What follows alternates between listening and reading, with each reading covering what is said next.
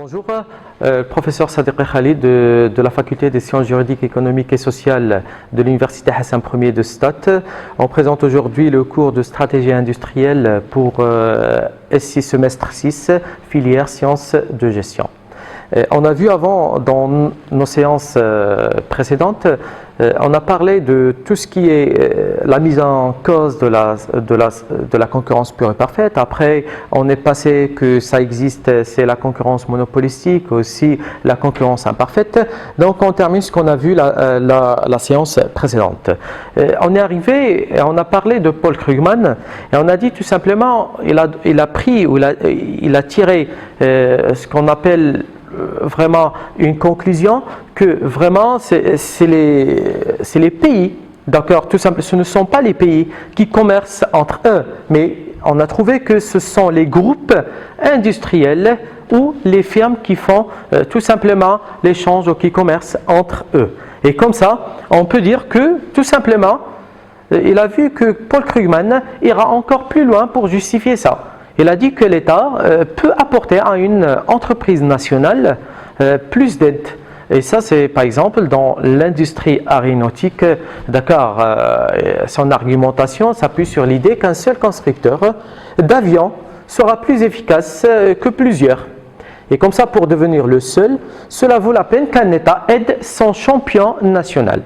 Donc l'important ici n'est pas la frontière d'un pays, mais les zones économiques et les déséquilibres entre zones économiques prospères et non prospères. Donc ici, ce n'est pas question de frontières, on peut parler aussi de la mondialisation, de la globalisation, de tous ces éléments-là, mais ici on est en train de parler avec des zones économiques.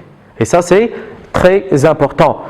Ça c'est important pour montrer que ça n'existe pas des frontières. C'est pour ça qu'on dit c'est élever les frontières, sans élever les frontières, mais surtout au niveau économique, d'accord. Et ça c'est très important parce que l'échange, on est en train de constituer des zones économiques et les déséquilibres entre zones prospères économiquement et non prospères économiquement. Donc ici on va voir que vraiment il y a des zones qui sont bien tranquille et des autres non. Donc ici pour montrer que la zone A elle est bien, la zone B elle n'est pas bien, ainsi de suite. Donc aujourd'hui, parmi les rares marchés, parce que on arrête pour la concurrence monopolistique avec Paul Krugman, pour donner juste rapidement qu'aujourd'hui la concurrence pure et parfaite, comme on a dit, c'est l'exception. C'est l'exception, c'est la concurrence monopolistique, c'est la concurrence imparfaite qui existe et tout.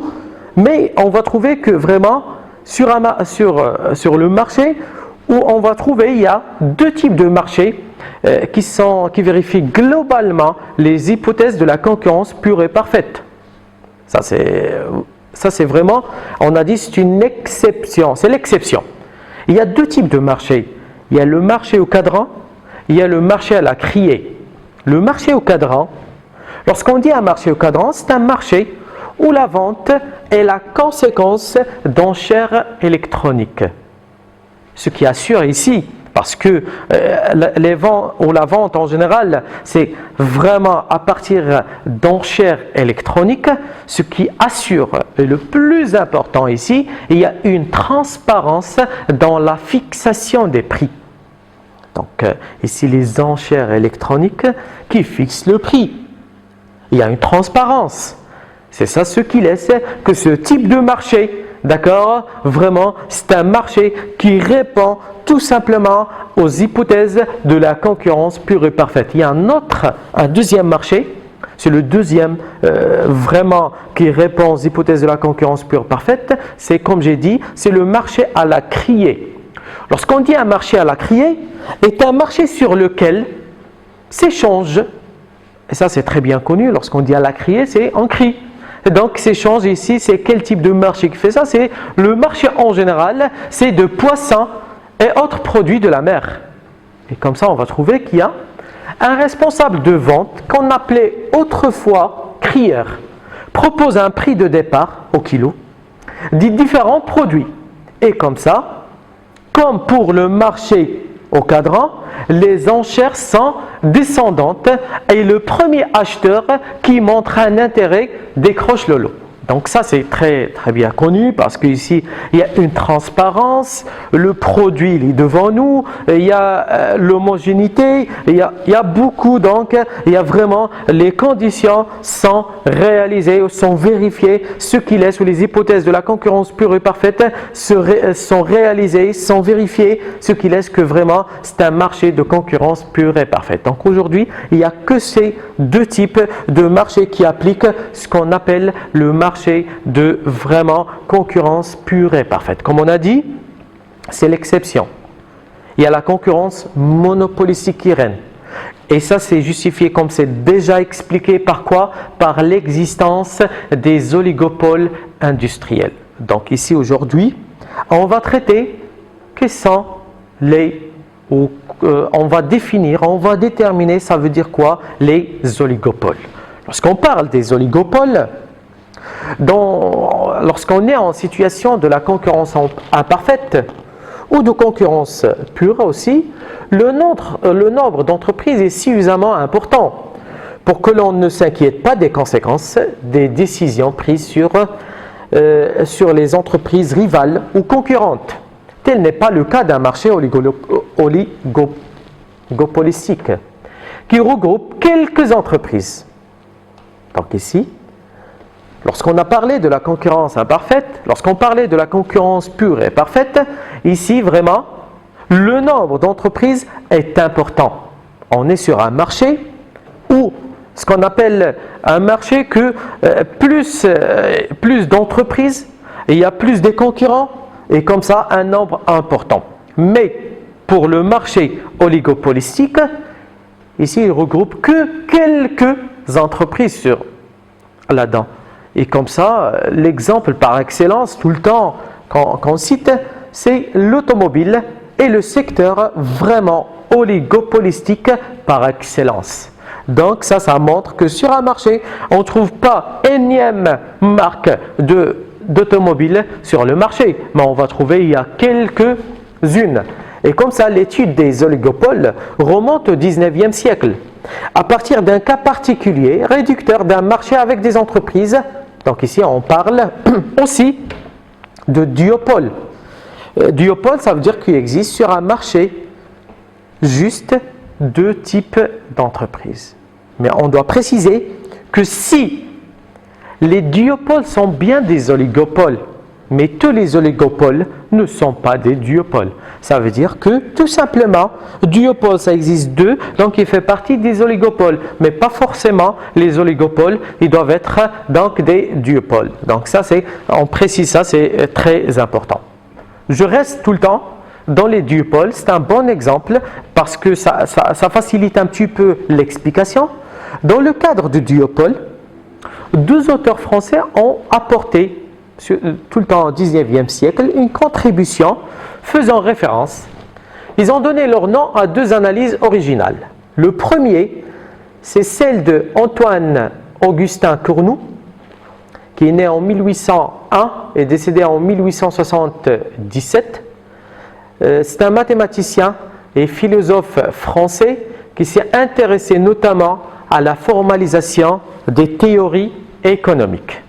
Il est ainsi un des premiers à avoir formulé un modèle de l'offre et de la demande.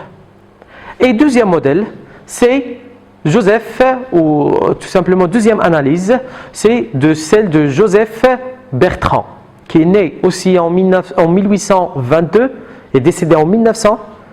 Il est aussi comme l'autre est un mathématicien, économiste, historien des sciences en général. Donc ça c'est, vous avez vu, ils ont été dans la même période, même époque, 19e siècle. Ici, ils vont analyser tout simplement les duopoles. Et dorénavant, on va dire le duopole de Cournoult et le duopole de Bertrand. Pas la peine de dire Antoine Augustin et Joseph. Donc on reste juste avec l'analyse de Cournoult et l'analyse de Bertrand. Donc ici, qui aide à ça, c'est le faible nombre de participants et la taille industrielle concernée ici vont conduire tout naturellement à s'interroger sur les risques d'entente ou de collusion propres à cette structure. Donc ça, on va expliquer comment ça. Tout simplement, ici, lorsqu'on dit les duopoles, c'est une structure de marché qui tout simplement, cette structure réduit à deux entreprises. Il y a sur un marché, ça existe juste deux entreprises, l'entreprise A et l'entreprise B.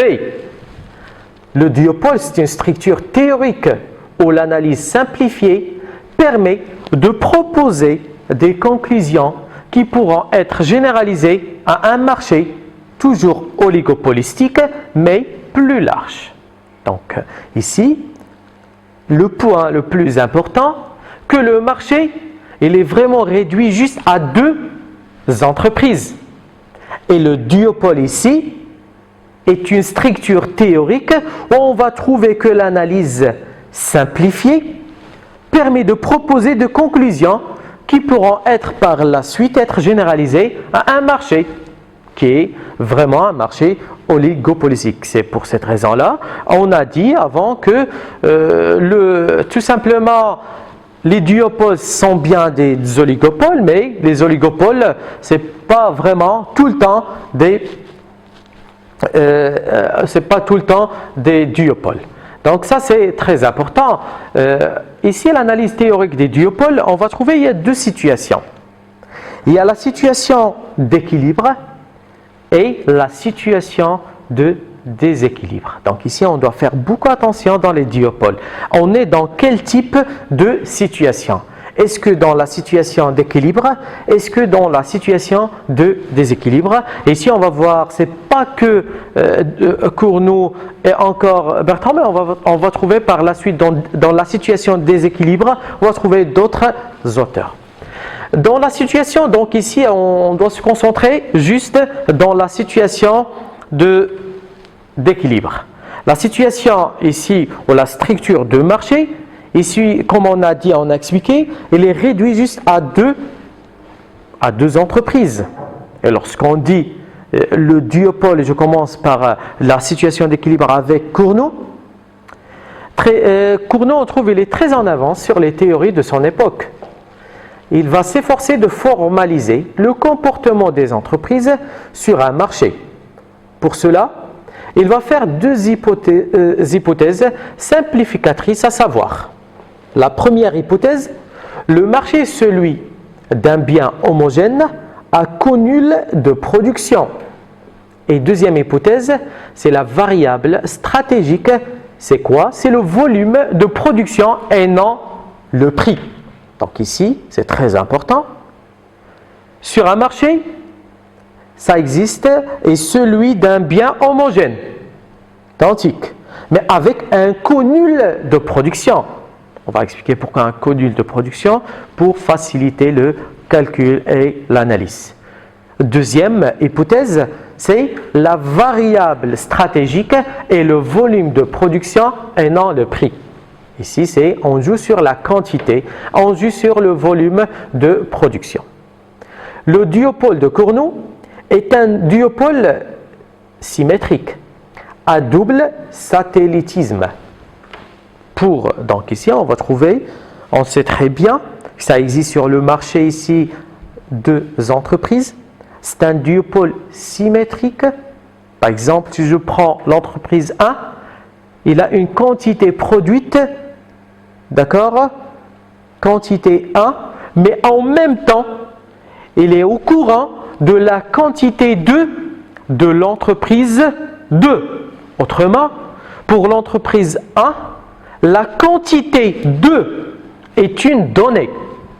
De même, pour l'entreprise 2, la quantité 1 est une donnée. Donc tout simplement, l'entreprise 1, elle a une idée sur la quantité produite de l'entreprise 2, et aussi l'entreprise 2, elle a une idée sur la quantité produite de l'entreprise 1. Donc ici tout simplement, on est en train de parler de quoi? De parler des quantités ou de volume de production. Avec eux, sont bien identifiés, sont bien donnés. C'est pas que l'entreprise 1, il casse sa quantité produite et l'entreprise 2, il casse sa produite. Non. Ici, les deux sont connus sur le marché parce que on n'est que deux sur ce type de marché. Donc, les fonctions de réaction sont symétriques et le comportement des entreprises est identique. Par la suite, on dira que le duopole de Cournot est symétrique à double satellitisme. Donc ça, c'est juste pour comprendre bien que la réaction de l'entreprise 1 est connue et la réaction de l'entreprise 2 est connue en même temps, mais les deux réactions sont symétriques et le comportement soit de 1, soit de l'entreprise 2 sont identiques. Et comme ça, on dit que le duopole de Cournot est symétrique. Pourquoi? Symétrique parce que tout simplement, le comportement est identique. Et en même temps, on peut dire le duopole de Cournot, il a double satellitisme. D'accord? Donc ça, c'est très important. Donc l'analyse, comme on a dit, de Cournot est des premières. C'est parmi les premières, voire la première tentative de formalisation mathématique des comportements de l'entreprise. Elle est par voie de généralisation, une contribution référente et directe à l'étude de l'oligopole. Donc il annonce aussi la théorie des jeux, qu'on va voir par la suite.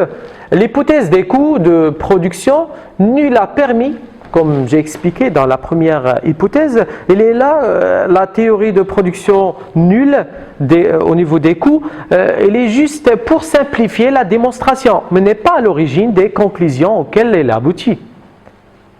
Donc, sa conclusion, elle n'est pas liée que vraiment le coût de production est nul. Non, on a dit le coût de production est nul, c'est juste pour simplifier la tâche. Et pour éclaircir les choses, pour dire vraiment on est dans une situation qu'il n'y a pas quelqu'un plus que... Non, ici, comme on a dit, sont identiques. Donc ça, c'est pas la raison pour laquelle que vraiment il y a cette conclusion de Cournot. Donc tout simplement, ça c'est clair. Pour venir, on est tout le temps, il ne faut pas oublier, on est dans une situation de duopole, mais situation d'équilibre avec Cournot. La critique de modèle, parmi les critiques essentielles faites à cette analyse, la première porte sur la variable explicative retenue, la quantité produite et non le prix. Parce qu'ils ont dit pourquoi il a pris les quantités et pourquoi il n'a pas pris le prix. On est arrivé pour la critique de modèle de duopole de Cournot. On a dit parmi les critiques essentielles qui faites à cette analyse, la première porte sur la variable explicative retenue, la quantité produite et pourquoi non le prix. Donc ça c'est parmi les critiques les plus importantes. Ils ont dit pourquoi il a pris les quantités et non pas le prix. Un autre économiste français, aussi comme on a expliqué tout à l'heure, on a dit c'est Joseph Bertrand, va faire l'hypothèse inverse cette fois-ci. Mais il va prendre, parce qu'il est c'est l'inverse, parce qu'il y a critique au niveau de la quantité, il a dit, voilà, je viens, mais je fais une hypothèse, mais totalement l'inverse. Cette fois-ci, je prends la variable, c'est le prix. J'ignore la quantité, la variable quantité. Et comme ça, on peut dire que le second critique concerne le caractère statique de la démarche qui suppose quoi? L'instantanéité des ajustements. Donc ici on va voir, il y a deux critiques. La première, c'est concernant pourquoi on a pris les quantités et pas le prix, ce qui va voir par la suite Bertrand, il a pris cette fois-ci le prix, non pas la quantité. Et la seconde critique, c'est concernant le caractère statique de la démarche. D'accord? Pourquoi il y a ça? Il n'y a pas vraiment parce qu'il y a des changements et tout. Donc ça c'est très important. Donc ça, c'est en général les critiques qu'il a eues pour nous pour son analyse en général. On arrive maintenant pour expliquer, et on est tout le temps dans la situation d'équilibre, c'est le duopole de Bertrand. Le duopole de Bertrand, tout le temps, il y a deux entreprises qui existent sur le marché. Chacune de ces deux entreprises fixe son prix. Ici, Bertrand, comme on a dit, il a inversé. Il a dit non, je ne prends pas les quantités, mais pour expliquer, je vais prendre tout simplement le prix. Et comme ça, les prix fixent son prix en considérant le prix de l'autre comme une donnée. C'est pareil, comme l'autre. Tout à l'heure, on a dit pour les quantités, il y a deux entreprises 1 et 2. L'entreprise 1, il a une idée sur la quantité Q2 et l'entreprise 2, il a une idée sur la quantité. Donc, c'est bien identifié, bien déterminé la quantité. Ici, c'est la même chose chez Bertrand. Chez Bertrand, on retrouve alors des fonctions des réactions, mais c'est à partir de quoi? À partir des prix. Donc, ces fonctions se déduisent des courbes d'iso-profit, définies comme le lien des combinaisons des prix de deux entreprises qui réalisent le même profit. Donc ici, Bertrand, il a pris cette fois-ci les prix. Et comme ça, la réaction des entreprises, c'est selon quoi? Selon les prix. Et ces fonctions se déduisent, comme on a dit, des courbes d'iso-profit qui déterminent la combinaison de prix de deux entreprises qui vont réaliser le même profit. La question maintenant qu'on va poser, la question qui se pose, que se passe-t-il alors si les entreprises choisissent de faire jouer la concurrence par les prix, sachant qu'ils sont capables de satisfaire la demande qui répond au prix fixé? Donc ça, c'est une question qui est très importante, que les entreprises choisissent de faire jouer la concurrence entre les deux. On n'est que deux. Il y a l'entreprise 1 et 2 sur le marché. Et donc on dit au cas où, ils vont dire on va jouer sur la concurrence. On va jouer la concurrence, mais la concurrence par quoi? Bien sûr, par les prix. Donc ici, pour répondre à cette question, Bertrand, partant d'un autre principe, c'est quoi ce principe-là? Qui est que le consommateur retient toujours le producteur qui pratique quoi? Le prix le plus bas.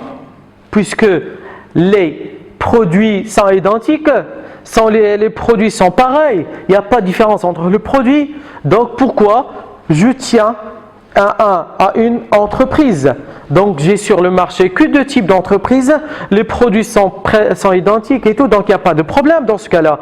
Donc ici, qui va vraiment me tenir à l'entreprise? C'est le prix. Et comme ça, ce n'est pas n'importe quel prix, mais le prix le plus bas. Dans sa réponse, les entreprises choisissent le prix et les consommateurs réagissent par rapport au prix proposé. Donc ça, c'est très important. Qui va déterminer, qui va choisir les prix, c'est les entreprises. Et tout simplement, les consommateurs vont réagir cela ou par rapport au prix proposé. Et comme ça, les entreprises sont supposées agir de façon symétrique. C'est pour ça qu'on dit ici c'est symétrique. Et la décision sur les prix est prise par elles de façon simultanée. Ça c'est clair. Donc ici, les entreprises, comment ils vont réagir, comment ils vont décider, donc leur décision est vraiment c'est identique, sont pareils. Parce que j'ai que ce choix-là pour réagir, soit pour l'entreprise A ou B, donc c'est pareil. Par exemple, pour bien éclaircir les choses, l'hypothèse c'est quoi? Je prends une hypothèse que sur un marché ça existe, on est sur un marché de duopole, donc 100%, ça existe une entreprise A et une entreprise B. Si on pose la question, si A propose un prix A supérieur à un prix B de l'entreprise B, que se passe-t-il? Donc ça, c'est la façon de réaction. Comment il va réagir l'entreprise B dans ce cas-là? Et aussi comment les consommateurs vont réagir.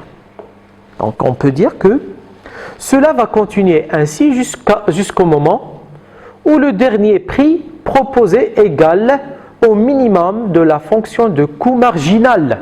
Comme on a dit, ça veut dire on arrive soit à quel type de prix? Ici, c'est lorsqu'on dit le coût marginal, on arrive au minimum de la fonction de coût marginal, on arrive au prix d'équilibre, qui est un prix nécessairement commun aux deux entreprises. Si ce n'était pas le cas, comme les produits sont homogènes, l'entreprise essayant, d'accord, le prix le plus bas pondérer toute la demande. Donc ça c'est très bien connu, c'est bien clair. Donc je vais réagir, je vais essayer de proposer, parce que lorsque A propose un prix plus élevé que B, on va voir que la demande change. Et comme ça, la demande tend ou autrement penche vers le prix le plus bas. Donc et comme ça, dans ce cas-là, lorsque je propose un prix, parce que les produits sont identiques à un prix moins bas que l'autre, et le consommateur il est conscient de ça, donc il va faire quoi? Tous les consommateurs du marché, ils vont vers quoi? Vers l'entreprise B qui a proposé un prix moins élevé. Et comme ça, on ne sera pas dans une situation de monopole, mais on est dans une situation de duopole, mais on passe à une situation de monopole, et c'est pas ça qu'on veut, on est dans le duopole. Donc autrement, je peux dire que toute la demande va à B et le profit de A est nul dans ce cas-là, parce que tout simplement c'est B, l'entreprise A, il a proposé un prix moins élevé, ce qui laisse que tous les consommateurs vont chez B. Et comme ça, la réaction de A c'est quoi? A, il va proposer encore un prix P'A qui est inférieur au prix de l'entreprise B. Donc, voilà, parce que je vois que la plupart de mes consommateurs sont partis vers B. L'entreprise A, il ne va pas rester comme ça, mais il doit réagir, il doit prendre une décision. Sa décision, c'est quoi? C'est d'y aller voir, d'accord, il va proposer un prix, mais un prix qui est inférieur au prix proposé par l'entreprise B. Comme on a dit, c'est déjà expliqué qu'ils ont, au cas où il y a le duopole, on a la même réaction, les mêmes décisions. On va voir que cette fois-ci, c'est le même constat qu'on a vu précédemment avec l'entreprise A, comment il a réagi. Cette fois-ci, qui va réagir, c'est l'entreprise B qui va proposer un prix P'B qui est inférieur à P'A. D'accord? Et comme ça, c'est comme ça le jeu dans ce type de marché de duopole. Ici, on peut dire, pour expliquer bien, pour donner plus de détails, contrairement au duopole de Cournot, le duopole de Bertrand aboutit à une solution concurrentielle, parce qu'il y a le prix. Et comme ça, on peut dire que le prix d'équilibre auquel on parvient, c'est celui de concurrence pure et parfaite, bien qu'il n'y ait pas atomicité du marché. Quand c'est très bien, on arrive au même prix qui est déterminé par la concurrence pure et parfaite, mais ce n'est pas la concurrence pure et parfaite parce que tout simplement, il y a l'hypothèse la plus importante parmi les 5, l'atomicité n'est pas réalisée. Parce qu'ici, on trouve qu'il n'y a que 2 entreprises. Et cette tarification au coût marginal entraîne donc la disparition du profit. Donc, on va jouer sur ça, ce qui laisse, il n'y a pas de... Donc, les entreprises, ils ne vont pas gagner ils ne vont pas récolter un profit. Un des paradoxes de la démarche est qu'il suffirait que 2 entreprises se livrent à une concurrence par les prix, que pour que l'on retrouve le schéma de concurrence pure et parfaite. Donc la résolution de ce paradoxe passe par la modification de quoi? De la qualité de produit et la prise en compte de la capacité de production. Donc, la modification de la qualité des produits proposés va se traduire par la présence de quoi? Des produits différenciés se substituent aux produits homogènes. Tout le temps, si vous remarquez, on est en train de faire ça, mais on retourne tout le temps à la différenciation. On essaie de changer parce qu'on ne va pas gagner, il n'y a pas de profit. C'est ça qui laisse que vraiment on doit réagir et on doit penser autrement. On doit jouer sur quoi cette fois-ci pour faire la différence? C'est la qualité des produits proposés. C'est le cas par exemple des entreprises qui proposent quoi? Qui proposent des produits mais avec des qualités. C'est la même entreprise donc propose plusieurs types de produits mais avec des qualités différentes. Donc tout ce qui est mobile, téléphone actuellement, on trouve que les entreprises ils lancent plusieurs gammes parce que je ne peux pas rester sur le marché avec une seule gamme. Je ne peux pas baisser, si je travaille avec la gamme 1, je ne peux pas baisser le prix par rapport aux autres qui proposent la même gamme avec prix moins élevé. Donc je dis quoi? On passe à une autre gamme avec un prix moins cher et comme ça. Donc ça c'est très important pour comprendre. C'est vraiment le duopole soit chez Cournot, soit chez Bertrand. Chez Cournot, chez Bertrand, les deux sont joués sur une chose qui est importante. C'est quoi? C'est que vraiment, il y a ce qu'on appelle l'équilibre. Il y a l'équilibre. Mais juste un qui a joué sur les quantités et l'autre qui a joué sur ce qu'on appelle le prix. Donc tout simplement, on peut dire que l'analyse de duopole s'enrichit et répond à certaines critiques faites au duopole de Cournot et de Bertrand. La plupart du temps, les hypothèses ne sont plus les mêmes. Même s'il s'agit toujours d'un marché à deux entreprises. Ce n'est pas pareil, ce n'est pas la même chose. Et ça, c'est parmi les critiques qu'on on va expliquer pourquoi. Tout d'abord, ici, l'auteur suppose que ces deux entreprises ne sont pas symétriques. Et ça, c'est un nouveau auteur qui vient pour proposer ça, c'est Stekelberg. Stekelberg, on l'a vu avant, donc il a expliqué les types de marché et tout. L'Allemand, c'est un Allemand, il est venu, il a dit cette fois-ci, on suppose que c'est deux entreprises parce qu'il ne faut pas oublier que soit chez Cournot, soit chez Bertrand, les deux entreprises sont symétriques. Il a dit cette fois-ci que ces deux entreprises ne sont pas symétriques. N'étant pas de même taille. L'entreprise A, une moyenne entreprise, l'entreprise B, grande entreprise, l'autre groupe, ainsi de suite. Donc, c'est pas la même taille. Ils n'ayant pas la même capacité d'intervention sur le marché. Donc, l'une sera considérée comme l'entreprise leader et l'autre étant l'entreprise satellite. Donc ça c'est duopole d'équilibre. L'équilibre chez Cournot et chez Bertrand, les entreprises ils ont le même niveau. Cette fois-ci c'est Stekelberg. Non, c'est l'inverse.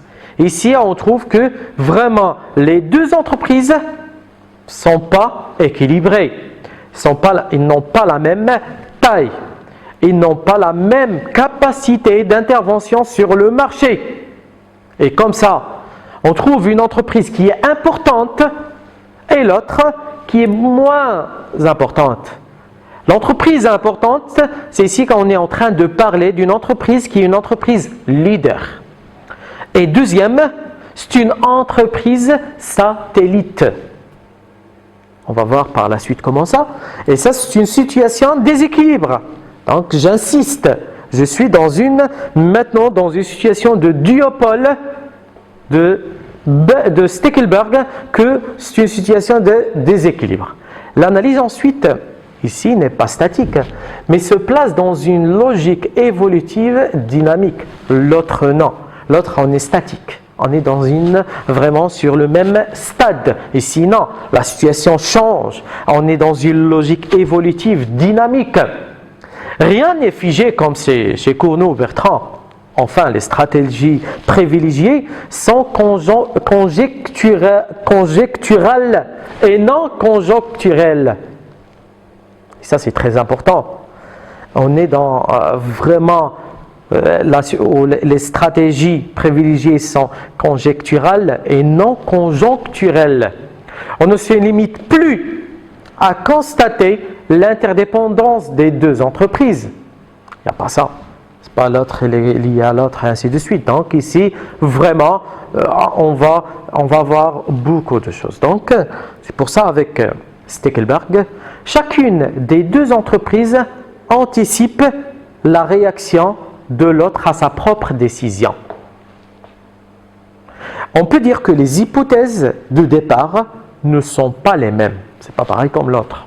Donc, en situation d'équilibre, ce n'est pas la même chose qu'ici. Ici, on propose qu'on n'a pas la même chose.